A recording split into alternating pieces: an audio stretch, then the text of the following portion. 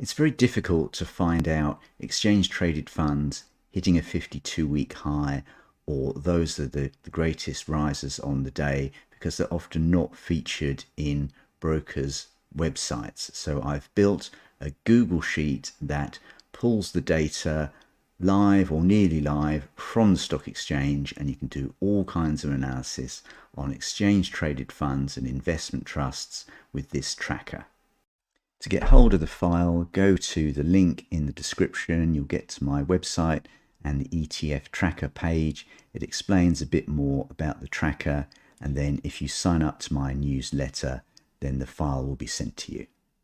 As part of the sign up process, you'll get a URL and you'll be able to access all of my free files. When you first get the spreadsheet, go to the Instructions tab, and then from the File menu, select Make a Copy, and then you can edit the file. So the file looks at top risers on the day as well as top fallers.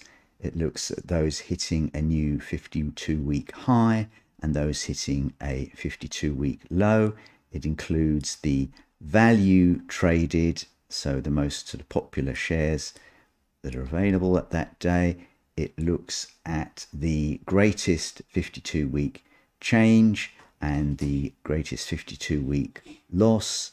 It's got spark lines. It tells you the dates that a prior high was made, and you can customize things. So if you don't want 52 weeks worth of data, you can just change this colored cell and you can get 26 weeks, 13 weeks, something like that. Same with here, 52-week change, and the same with the length of time displayed on the spark line. So it's a great way to really find out which exchange traded funds or which investment trusts are moving well and trended well, although it's then a opportunity to undertake further analysis and to really understand whether any of these funds meet your objectives. You can create custom watch lists and then select them from the drop-down menu.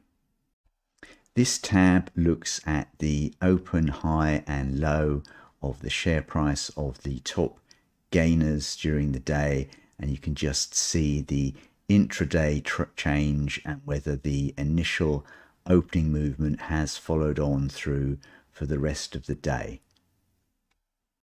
To update the file, you just put tickers into column B, this shaded column, and it'll pull the data through for you. And also you might have to delete some tickers if the investment trust becomes delisted from the stock exchange.